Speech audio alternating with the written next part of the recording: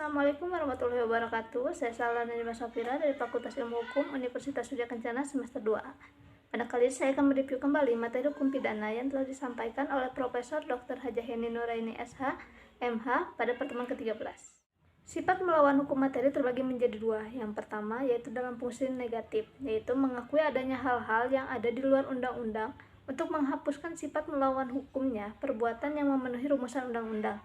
Yang kedua, dalam fungsi positif, yaitu menganggap suatu perbuatan tetap sebagai tindak pidana, walaupun tidak nyata diancam dengan pidana dalam undang-undang. Jadi, mengakui adanya hukum tidak tertulis sebagai sumber hukum positif.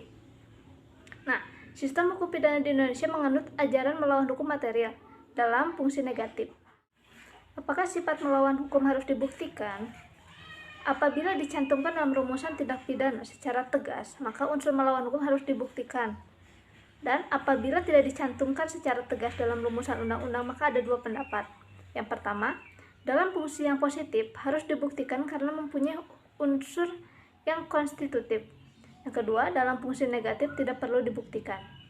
Rumusan melawan hukum dalam undang-undang, itu undang-undang mengatur istilah melawan hukum. Alasannya adalah untuk adanya kekhawatiran apabila tidak diatur secara tegas.